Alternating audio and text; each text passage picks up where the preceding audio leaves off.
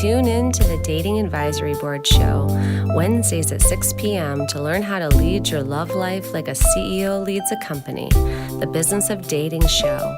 We discuss how to approach romance like you would approach the boardroom, with confidence, grace, and focus. Learn how to advocate for your needs, brand you, determine your core non-negotiables, create a board of advisors, and more. After all, the key to success is collaboration, both in business and personal relationships. Make sure that the reflection in the mirror is the best version of yourself before you start swiping right. This is Jen Hecht, Chairwoman of the Dating Advisory Board, and welcome to the show.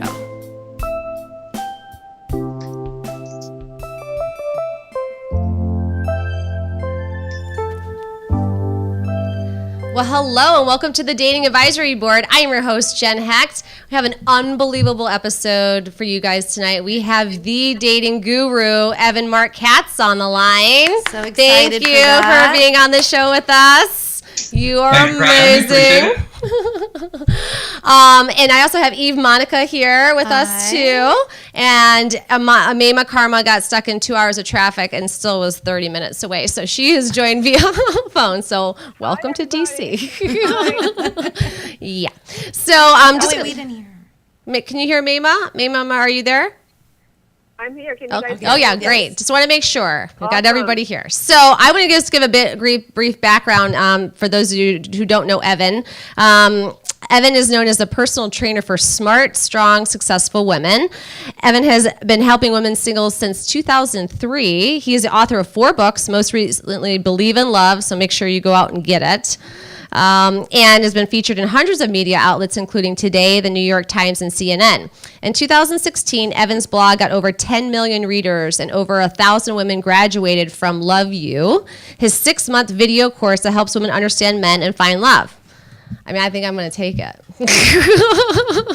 I don't know what you've been waiting for. We need I know. help. I mean, where's my bell? We need lots of help, I think. Oh my gosh, no, but I'm excited. And just to give background, since you can't see Mema on here as well, Mema Karma is best-selling author and CEO of the Tiger Lily Foundation, and has been such a huge inspiration to everybody. So you have to go on memakarma.com. She's been on Oprah twice. She's the Today Show and Good Morning America. She hosts I Manifest Bliss events. So there's another one coming up. Was it December 15th, Mema? Yes, ma'am. I got it right. So Awesome. and then make sure you go on there. And then Eve Monica is president of Sip with Socialites, a blog on events, style, and philanthropy. Eve is an astute tarot card reader and specializes in the realm of love. And you have some events coming up too. Yes. Please check out beckysfun.org. Her huge Walk This Way fashion show featuring Ashley Darby from Real Housewives of Potomac is October 27th. It's a Friday. Please join us. Buy tickets. It's for a great cause. Yes. So, yes, make sure you get your tickets because they will sell out. Yes. So, all right, let's get into it, Evan. Okay, question. So, first one I'm going to say, I mean, do you think that successful women and driven women have trouble in dating? I think everybody has trouble in dating, and we all seem to think that our troubles are unique, but they're pretty universal. So do smart, strong, successful women have more trouble in dating than other women? No, but they think they do. Ooh, okay. All right. I like that answer. And do you think that maybe their non-negotiables or the list is too long, or like what they're looking for? What would you say in advice for non-negotiables? Years ago, I wrote a blog post called, and a controversially called, Why Men Don't Like Smart, Strong, Successful Women. Now, that's not true. That was just designed to provoke. But I use an example to start off the blog post with a nice guy. We called him Jason. And the nice guy does everything right, and he's the guy who's always in the friend zone.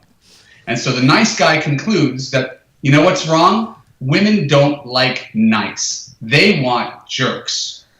So when you ask him what's wrong, it's not him, it's women. They like jerks. They don't want a man who's nice. Now, you know that's not true, and I know that's not true. But he is convinced that being nice is the problem. Flip that around. smart, strong, successful women are the equivalent of nice guys who think that smart, strong, successful is the problem. It's not. You just hear that you're listing all of these things you're never going to find. Like if you're listing 20 different things, right? I mean, what would you give advice to your clients when they're trying to come up with what they're looking for in a partner? But I don't think I've adequately expressed my point. So let's go back to the idea of what that nice guy's blind spot was. Okay. Right? Because you're women, I'm talking to women here. Why do nice guys not do well? Is because it because he doesn't they're nice? know how to close the deal. He's not a closer. Well, what does it mean? I know what you mean, but what does that mean? You want a man who's nice to you, don't you? Absolutely. Yeah. So what is the nice guy missing? So maybe charisma, or it kind of goes back to this is another question too, like chemistry versus compatibility. I mean, you could be very compatible with someone, but the chemistry isn't there. But then you could have chemistry, extreme chemistry, fireworks, and then there's like zero compatibility in the long run. I mean, thoughts on that? You're all over, like you're opening a huge can of worms, but we haven't even cleaned up the first can. I know. Chemistry and compatibility is a great question, but I want to engage with you guys about good people's blind spots. Nice guy's blind spot is that being nice is the problem. Taking the lead. The real answer, of course, is that he doesn't have any masculine energy. Right, not taking the lead. Yeah. Right? He's too conciliatory. He doesn't have opinions. Whatever you say, dear, whatever makes you happy. So you don't even know who he is. His whole identity is nice. Right. Where not a bad guy. Saying Friday, you want a nice guy with balls. Dinner. Okay. Write that down. Right. Yeah. I mean, because you want a man to take charge. I mean, even if you're a strong, successful woman, you still want to have that man. You don't want to always be on, right? I mean, or you want to be able to have someone kind of take the lead, right? And then if they're just kind of like, oh, whatever you want. Oh. So now we've gotten into something that's really interesting and kind of sticky. The tricky part, and this is my book, Why He Disappeared, gets into this in great volume, is you want a man to take the lead, but you don't really want him to take the lead. I do. Yeah, it depends. Yeah, I do. I'm tired during the day. Largely what happens is this, right? And again, these are all broad generalizations. Right. Is I want him to take the lead, but I want the right to overrule whatever decision he makes. So it's like I want him to drive the car, but I kind of want to hold on to the wheel. Yeah, I'm not just going to sit in the passenger seat and let him lead. Does it make any sense? Yeah, backseat driver. Yep, know that one. And so there's nothing wrong with being strong, smart, successful, having opinions. The hard part is two people can't sit in the driver's seat, right? So it doesn't matter. We could remove gender from it, right? Someone has to be the easygoing one. So who's it going to be? So you have to really retrain your process. Yes. But I think when you're in a relationship, it's you both have to cooperate, collaborate, you have to compromise, and that's the missing link is compromising. People tend to compromise on the wrong qualities. People will routinely compromise on kindness or communication or commitment. You'll put up with a guy who's not a very good communicator, a guy who has anger issues, a guy who's too busy. We'll put up with that. But why do you think we do? If he's 5'8", forget him. If he makes less money than I do, forget it. So we compromise on the wrong things, and then we wonder, well, how did I get here? Well, you gave up on character, but you got a self-made millionaire who treats you like crap, but at least I didn't settle. So settling needs to be redefined. Settling is putting up with an unhealthy relationship that doesn't make you happy with a guy who looks good on paper. That's settling. Yeah, wow. It's pretty powerful, right? I mean, do you have any examples of how we can break that cycle if we found out that women are doing that? Listen, I'm a dating coach for women. That's not to say that men don't need a buttload of help. I'm only a dating coach for women because women ask for help. Men are generally so clueless, they don't even think to do any asking. So that's one of the trickier things about being a dating and relationship coach is half the population is generally not asking for assistance in understanding the opposite sex. So all you can do is not change men or change DC or change Tinder. All you can do is change how you understand things and react to things. Because no matter what you and I say here today, men are going to be the same. Right? So yes, there is a retraining process, and it's learning to value different character traits and learning to value the feeling of comfort with someone. Your husband should be your best friend in the world. It should be as easy as breathing. But you ask most people, right? Tell me about relationships. Ask ask most relationship gurus. Relationships take work. No, they don't.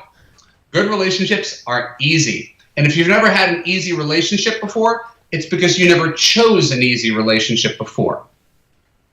Right? So it's choosing differently. Right? It's so much easier to choose different men than it is to change your personality. I would never tell some busy go, opinionated woman to censor herself or become someone else. I would sooner say, choose a different kind of guy who digs that, where that fits well like two puzzle pieces. Right. Food for thought. I like that. No, my ex was a great guy. We dated for 10 years. I mean, like, he was fantastic. But, we never argued. We got along very well. Always responsible, accountable, made all the dinner, travel arrangements. Perfect. What happened? Is that... Yeah, I'm waiting for and because I had to convert to Greek Orthodox. It's different. But we're still great friends, and we are best friends. I think there's a danger, and I understand where you're coming from. There's a great danger in extrapolating a couple relationships into all men. Well, I compromised for this guy, therefore, I'm never going to do that again. And the next guy you meet is a completely different roll of the dice. I'm really talking about a feeling. We could be very cerebral in analyzing relationships and getting into the science of it all. But at the end of the day, does the relationship buoy you? Does it make you feel good? Do you feel safe, heard, and understood, and supported, and loved unconditionally? Right? And yeah, you still have to want to have sex with them. No one's taking that out of the equation. But let's be very, very clear. There's a billion guys that you might want to have sex with that make terrible husbands. Chemistry without compatibility is useless. So all I do as a coach is elevate compatibility and help women understand and figure out what kind of guy works for you. Yeah. I like that. It makes sense. Mame, are you there? I'm listening. Okay, I didn't know if you had a question. I was like, I just want to make sure Mame was still listening. there. I think it's very interesting. I think, for many women, it's really frustrating when you're dating and you think you're doing the right things. And, you might date a guy and he seems to be, like Evan said, women sometimes don't date nice guys, but you can meet a guy and he seems very nice and you think he's awesome. And then something happens and he just switches.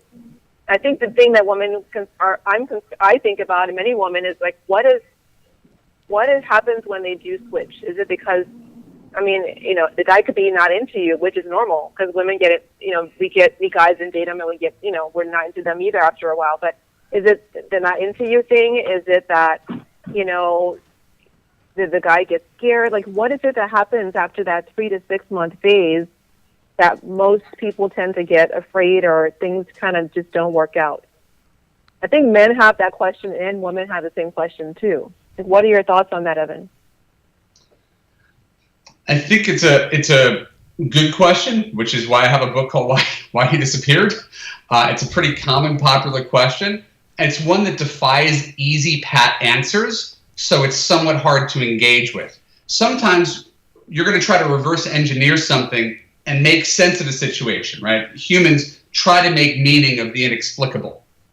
And so there doesn't have to be something to learn in every situation. There doesn't have to be something to blame. There's stuff that happens 6 months, 1 year into a relationship that couldn't take place in the first few weeks.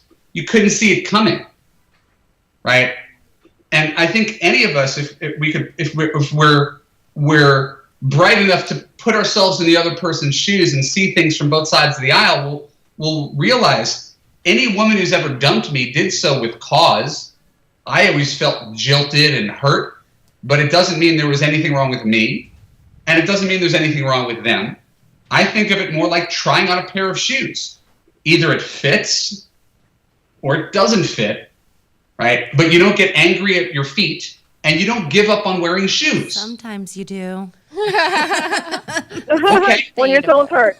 But I think one thing or I've if the learned sale is to price is really good. I read something. I read one of your blogs that I really loved, Evan. It was about dating. Women should date the way men do, because women tend to have this fairy tale, like we're going to meet this guy, he's going to be amazing, and then we start planning our future.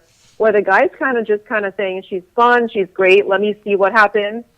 So I think it's something that women have to kind of start maybe looking at dating as buying a new pair of shoes, right? You try a new pair of shoes on, you like it. If you don't wear it as much, you change your mind. But is it more of kind of just women to change the mindset about dating? What are your thoughts?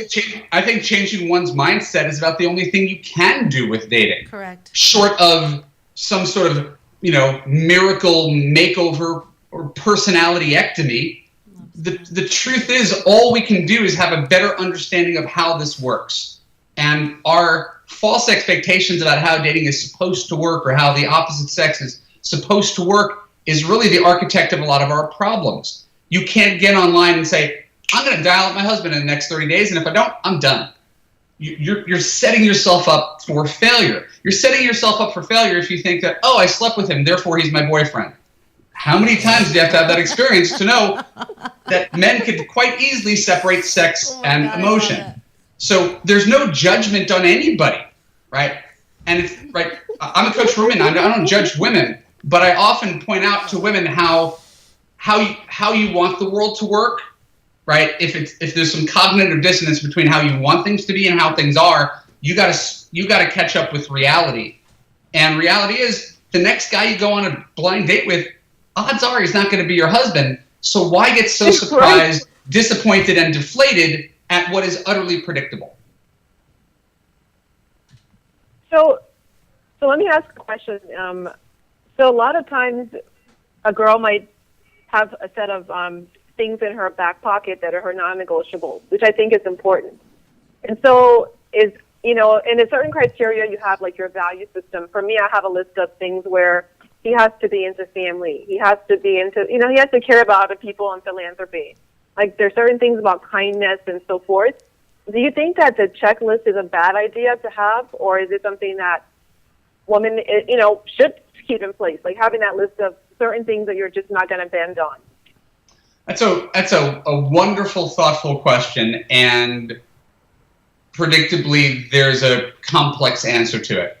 There should be things that are non-negotiables. People often choose, I hate the word wrong, but the wrong non-negotiables, right? I used the example earlier. I'm a tall woman, I want a guy who's 6 feet tall. Well, guess what? 14% of men are 6 feet tall, right? 2% of guys are 6'2".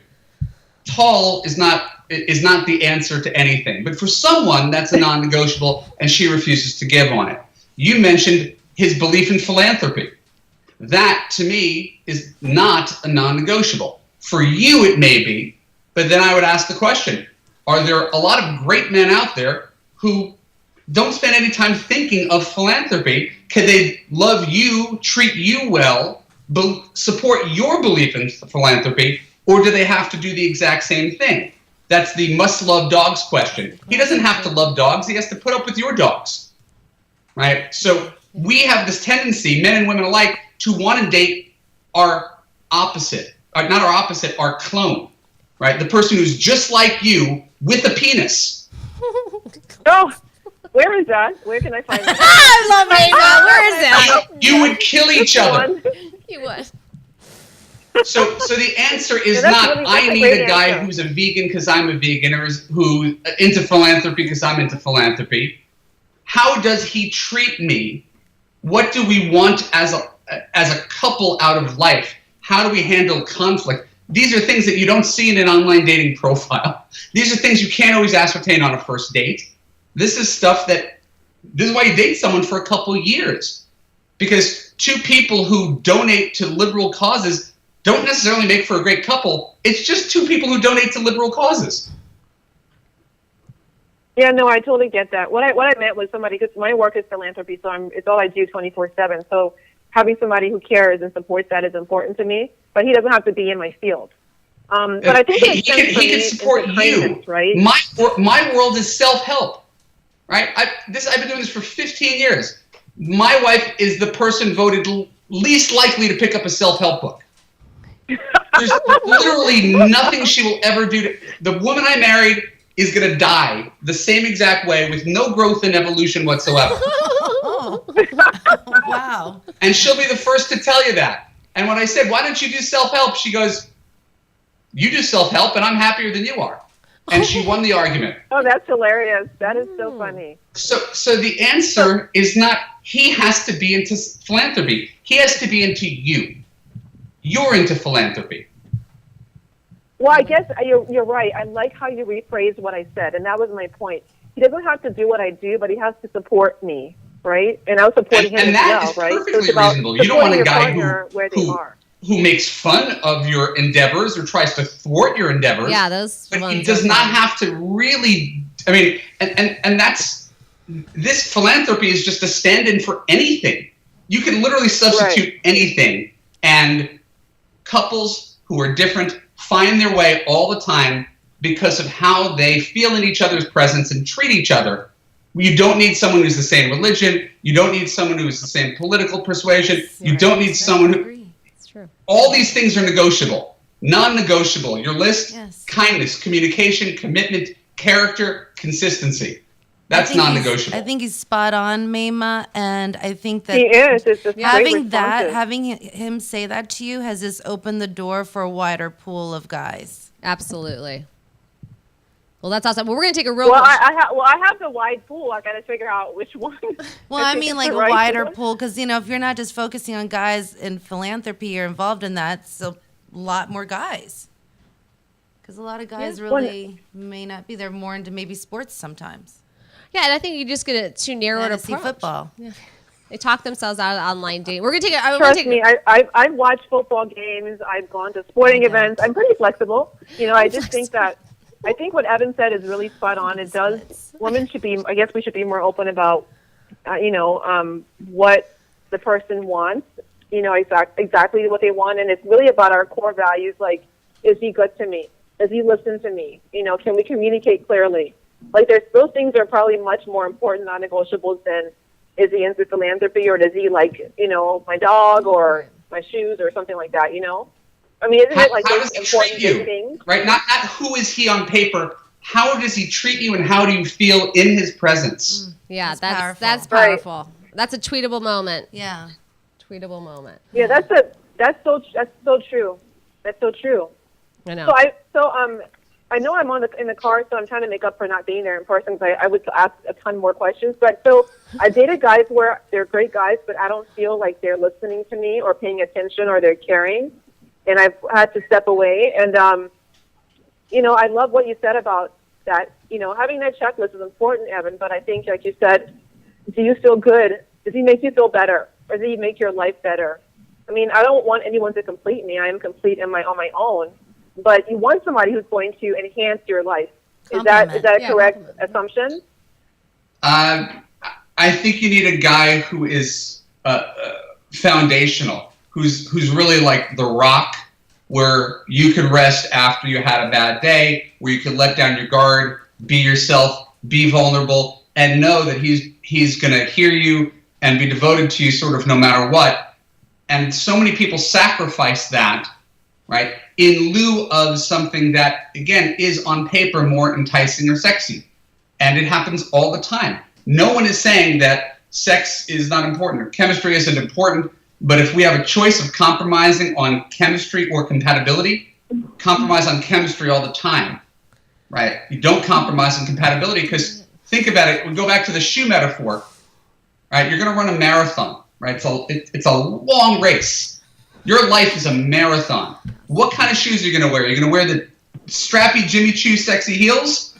Or are you going to wear some shoes that are built for comfort? New Balance. That comfort for 40 years matters. On a week in St. Bart's, it might be different. Yeah. But for 40 years, you absolutely positively need something that is built to endure, and that is rarely the flashiest thing that you see in the store. Wow. I like that. Well, we're going to take a real quick. I want to take a quick break. We got to take a break here. And then when we come back, we've got more dating and relationships advice from Evan and Amema. She's on the call. And then Eve. And Hi. I'm your host, Jen. So we'll be back in a second. Stay tuned.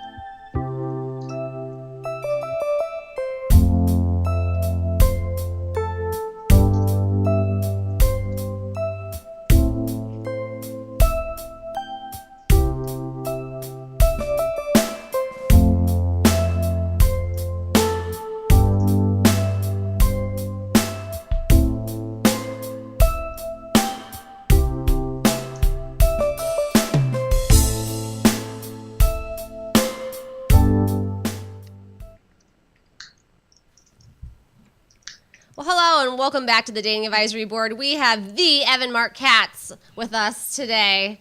I mean, we are learning so much from you, Evan. I am so thankful and thrilled that you are teaching us. Yes, me too. No. Well, I wanted to talk about, a lot of people are frustrated. Can you give everybody your background just so you crying on about how you started in the business before I kind of go into dating profiles questions? Sure. The shortest version is that I was a Hollywood screenwriter who was not making a living as a Hollywood screenwriter. I went to film school to get a degree so I could teach, and while I was in film school, I started answering phones at JDate in customer service in 2001, and after getting yelled at by hundreds of strangers over the course of 9 months, I realized I had to write a book about online dating. It was called I Can't Believe I'm Buying This Book, A Common Sense Guide to Successful Internet Dating. And that book came out 2003, maybe, and it did well. And I basically was faced with the choice I could finish up film school and get my degree, or I could drop out and be the dating guy. And I chose to be the dating guy. I built a website called East Cyrano that writes people's online dating profiles. And online dating profiles led to online dating coaching, which led to dating coaching, which led to relationship coaching, which led to relationship coaching specifically for women. And 15 years later, I'm still sort of making it up. I'm a perpetual student. I love it. No, that's good. And Evan, what is your zodiac sign? You're into the zodiac? Yes. Okay, well then I feel forced to ask you to guess. Oh, I knew you strike me as an air sign. I don't even know what that means. Like a Gemini, Libra, Aquarius. Oh no! In fact, I'm a Leo. A Leo. Oh wow, everyone's a Leo. When's your birthday? July 27th. Okay. I've been told I'm a typical Leo. I don't think it's a compliment, but no, it is. I love Leos. Yeah. Yeah, I'm like a Leo magnet. I can't do anything about it. But I've been pegged correctly before by people who know astrology. Okay, and how about your wife? she's a Sagittarius as far as I know. Okay. I love it. Okay, so our dating profiles, right? So when you were what tips do you have? Any tips for women to stand out in the masses of online dating on their profile? How much time do you got? I mean, this is we got a while, so let's I'm saying let's go down that road. I built the whole first half of my career on just this one thing. I started Bumble on Thursday night. Apps are a different ball of wax. Okay, right? I've never So I'm not gonna rip on Bumble or Hinge or Tinder, but there's not really much writing ability. It's that it's really you're cute, swipe. I mean, it's not a real skill based medium. It's not a real base. Well, I mean, online dating, there's actually a skill. It's the equivalent of I'm applying for a job. We're talking about being the CEO of your own love life. This is your resume. This is what's going to get you in the door. It matters. And most people have no idea how to write an online dating resume. And that's what eCyrano is really good at. There's a formula that works. And most people, even super bright people, even writers, have trouble cracking that formula. And the main reason is they tend to write the first thing that comes to mind, write lists of adjectives and activities, cliches, and they talk all about themselves as if this is some sort of biography or diary or something like that. It's an advertisement, right? So if you're applying for a job, you're demonstrating what you could do for your employer. It's not about you. It's about what you can do for them. Online dating should be the same way. Now, sometimes when I say this, women are like, what about me? Isn't, I'm important. This should be about me. It's a celebration of me. No, it's not at all. And the easiest way to see this is to flip around the genders. There's a guy who says, I'm a good guy looking for a relationship. I like hunting, fishing, playing video games, watching college football on Saturdays with my friends, drinking beer, hanging out. Write to me. Let me know. No. Wait. Hold on a second. Pass. Hold on a second. The point, of course, is that he didn't give you anything. It's not about you. It's about him and his interests. And his interests are irrelevant to you, unless you have the same interest. If you happen to like football, then that's great. But otherwise, a profile like that, which is not spelled inappropriately, is not, cheesy or lame or perverted.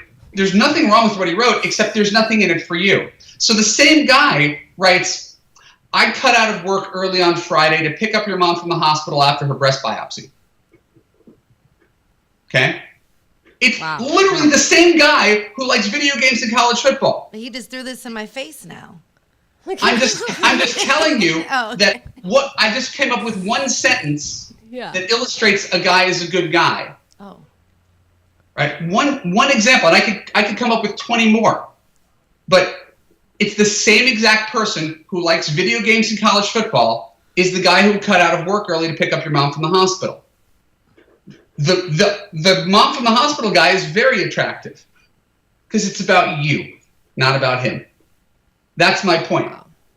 So when you say, I am a strong, independent woman, I run my own business, I ran the DC Marathon in under 4 hours, I raised lots of money for charity, I have close friends from high school, he's like, tell me something that benefits me.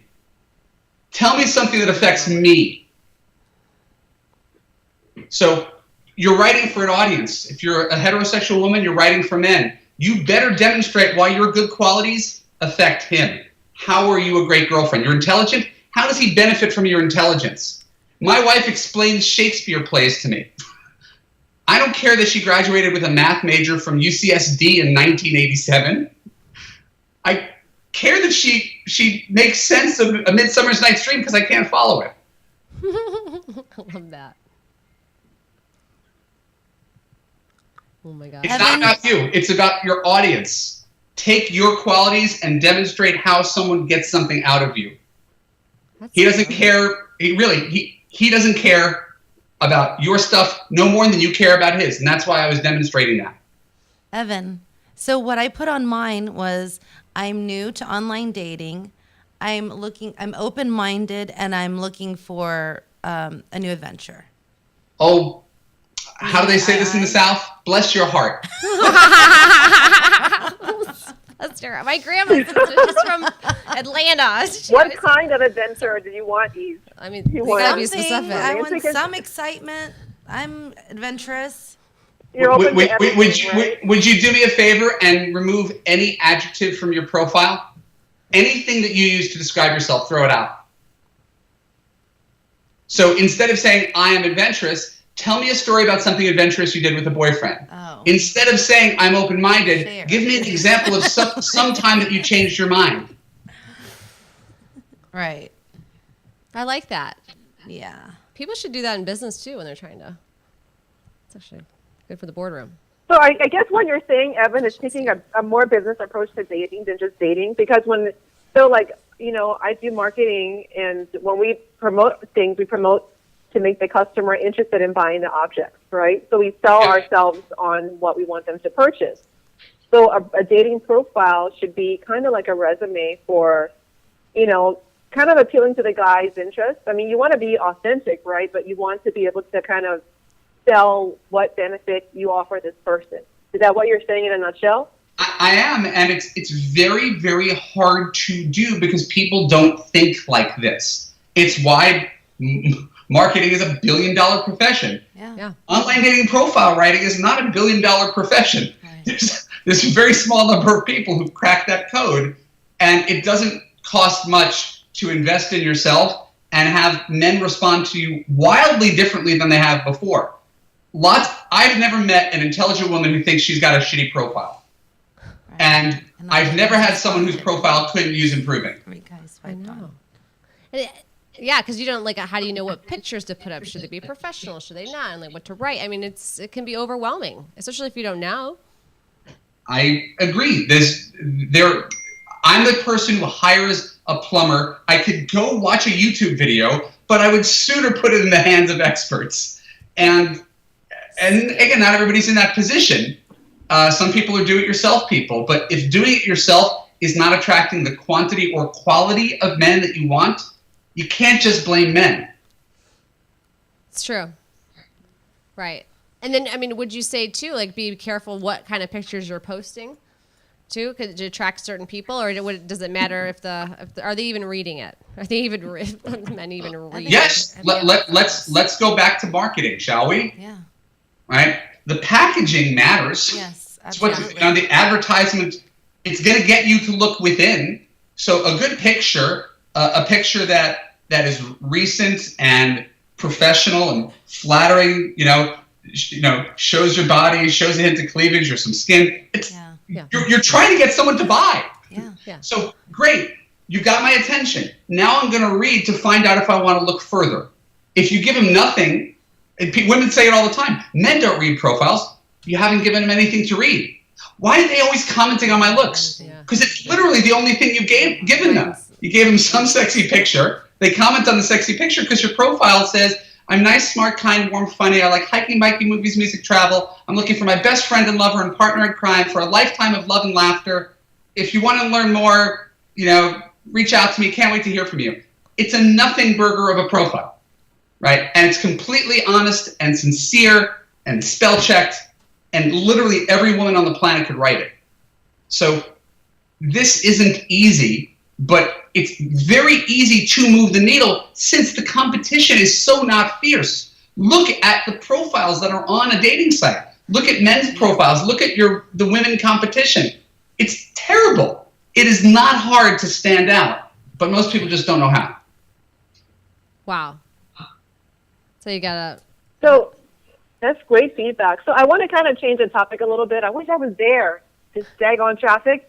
So, We wish you were here too. I know, we missed you. But I'm there in person and on phone. So Evan, a lot of my friends, they'll have guys that like them and will stalk them on social media, which means they'll like their pictures, they'll comment, but they won't call or they won't text. Yeah. So in my book, if someone likes me, they have to pick up the phone. The texting thing's overrated, and liking a picture for me doesn't amount to you being or wanting to date. So what are your thoughts on, oh my God, he liked my picture. Oh my God, he commented. Like, to me, that's not it's not any effort. It's just kind of minimal. I agree with you. Liking someone's picture is worth the paper it's not printed on. It's useless. It's passive at best. People, right? You date men, right? And this is the tricky thing again. You date men, so men are the problem. If you dated women, women would be the problem, right? It's all your audience. It's who you're talking to. So we can rip men apart and be 100% right about all of our constructive criticisms. We still have to deal with men as they are without trying to fundamentally change the world. So we're not getting rid of social media. We're not getting rid of texting. The question is, how do we utilize these things to a positive end? And if a guy is liking you or texting you and he's not making any effort, there's nothing wrong with saying, hey, big boy, thanks for the sweet text. Press the little green dial button and see what happens. Can't wait. XO. Oh, that's right? good. And what'd you say? I didn't hear that. I didn't hear what he said. I basically said you can encourage a guy to call you, and either he steps up or he doesn't. You don't have to get angry at him. You don't have to block him and cut him off. How dare he not ask me out? We got to let go of ego. We got to let go of pride. There's what works and there's what doesn't. There's effective and ineffective. Getting angry at the opposite sex is always ineffective. Always. Right? Understanding the opposite sex, right, is going to empower you to have a better experience. Men want to get away with what they get away with. How can I put in the least effort to get the most reward? If I can send a text once a week and still get laid, and I don't have to call, and I don't have to plan a date, and I don't have to pay any money, I can just like show up at her house. That's what a genius I am. So don't blame him if you are a participant in that. That's right. Nudge him and encourage him towards better that's behavior. Really important that you said, because I think that we get, like, I have a lot of friends that would say, I like this guy, and I'm like, if you like the guy, is he making effort to show you how he likes you? That goes beyond just texting, goes beyond just one date, it goes beyond just liking your pictures. It's a relationship, right? It's about give and take. You make effort, he makes effort. But also, if the guy's not really into you, like, it's not a big deal. Like, I mean, there are other guys out there. He's not a bad guy. It's just that he's not your one or you're not his one. That's kind of how I see it. Yeah. There was a book years ago by, what's her name? She wrote one of the most popular articles ever on the New York Times. It was essentially how to train your man like Shamu, the whale. Right? Amy Sutherland was her name.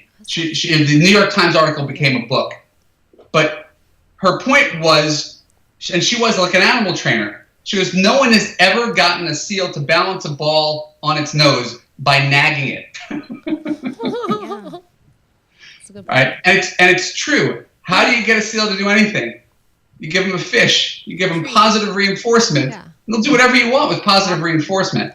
So you never, ever, ever have to, should, or will benefit from complaining about the efforts of men. Never. If you don't like the effort he's putting in, find another guy. Because they will run. Next. Yeah. Right? You never have to say, how can I make him do X, Y, and Z? Because you have enough life experience to know when a guy likes you, what does he do? What are you doing tomorrow? How about the next day? Can I see you this weekend? Let's go away. Like, that's what they do when they like you. Yeah. So anything other than that is a sign, at the very least, that he's ambivalent. Yeah, he just doesn't like you. It's true. I mean, he hasn't decided yet. I mean, and that's why we date. That's why you go out with a guy for. Me last week. She's like, this guy's liking and texting, and like, he hasn't called. He has 5 fingers. He's not dead. Like, if he calls me, then we can talk. But I just think that, but you gotta know, women or men, we have to really see the value in ourselves and know our worth. I mean, I'd like to have. But men aren't mind readers. You have to teach him how to please you, because what you want him to do and what he wants to do are not the same. And you can have a guy who likes you, who just hasn't read your rule book, right? Who you're setting him up to fail because you never communicated your needs. That's why I suggest a flirty text saying, hey, right, I'm not big on texting at night. I tend to turn off my cell phone, call me on my landline at 9 o'clock. I'll be around after so-and-so TV show. Like, that's a very reasonable thing to ask someone, and you're setting him up for success rather than dooming him to failure because he didn't intuit what you want him to do. But that is the same for all relationships. Your friends, your family, you teach people how you want to be treated. That's right. Exactly. Yeah. Yep. Exactly. But in dating relationships, people seem to have a harder time with this for some reason. Have a harder time setting boundaries, speaking your mind without getting too emotional, not taking things personally. Yeah. Everything feels very personal when it comes to dating. Instead of just realizing you're two strangers who collided on the planet. Right. There's going to be a bunch of little things that you need to negotiate. It's not going to be perfect, but with two people who like each other and care, pretty much anything's negotiable. It's true. Very. They have to both be open to it, though. Yeah. Open to that conversation, not completely Yes. closed off. So Evan, do you feel like this online dating, the idea of, you know, if there's so many people to pick from, it makes dating a lot less honorable or whatever? Because before people would date, it was more chivalrous. You know, a guy would take the time to get to know a woman, and vice versa. It was more of a courtship, and now it's like, well, I can like her, I swipe left, I don't like her, whatever. And there's so much to choose from that people don't take the time to really invest in relating with the person before they jump into a relationship. Like, how do you feel? Do you think that social media and this online dating has kind of hurt how people are dating? You're asking a pretty loaded question, so I'm going to give you the long answer rather than the short answer. I did a TED Talk about this. I could agree with a piece of your conclusion, which is that because of technology, it's leveled the playing field and everybody becomes inherently disposable. You meet someone in real life, you get a number, it's a big deal. You text a stranger after swiping right on them and you exchange text, it's worthless. Everybody is in fact replaceable. Here's the hard part. Even if your conclusion is right and that old school dating was better, there's no time machine to take us back to the pre-internet days. Right? So we have to figure out how to embrace technology and make it work for us instead of saying, you know what? I just had a client while we were on the phone saying, I'm done with online dating, Evan. Right? Okay. Right. So I'm your dating coach. We're going to talk about the men in your life every other week. Where are you meeting men? She's an anesthesiologist, by the way. So the men she meets are sick and asleep. Where's she going to meet men when she says, you know what, I'm just done with this. I'm done with being ignored and flaked on and feeling disposable. I'm done. All right, so you're just cutting off your nose to spite your face. So I can completely agree with the problems of online dating. What everybody ignores is what a boon it is. It allows you to meet people that you would never meet in a million years in real life in the course of waking up, going to work, and going home. So it's created an immense amount of opportunity for people to connect who would otherwise not connect. Right. The cost of it is everybody has access to millions of people, and so everybody thinks they can do better. They're both true.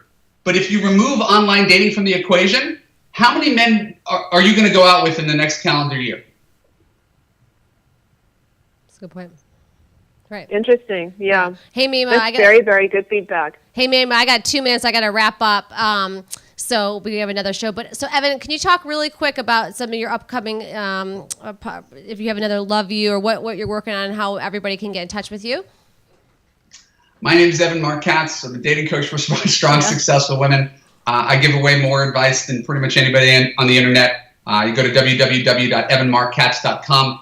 I have 2 blogs a week. I've got a podcast called The Love You Podcast. Comes out every Wednesday.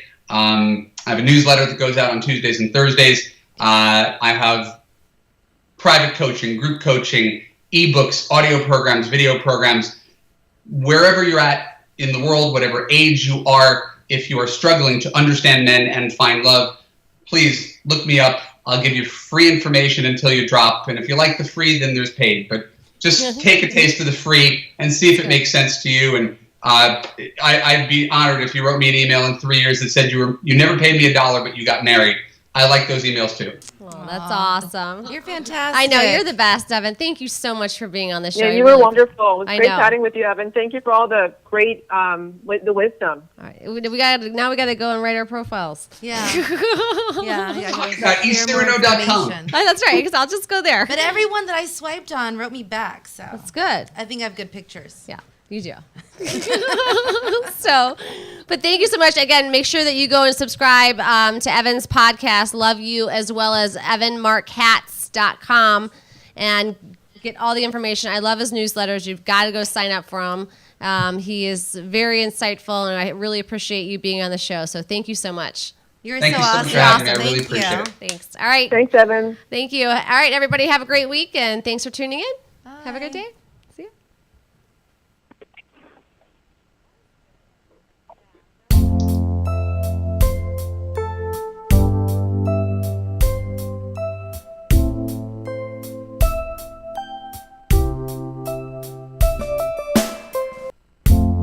Tune in to the Dating Advisory Board show Wednesdays at 6 p.m. to learn how to lead your love life like a CEO leads a company, the Business of Dating show.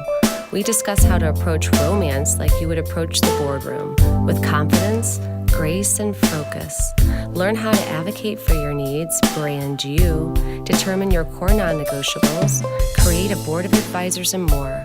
After all, the key to success is collaboration, both in business and personal relationships. Make sure that the reflection in the mirror is the best version of yourself before you start swiping right. This is Jen Hecht, Chairwoman of the Dating Advisory Board, and welcome to the show.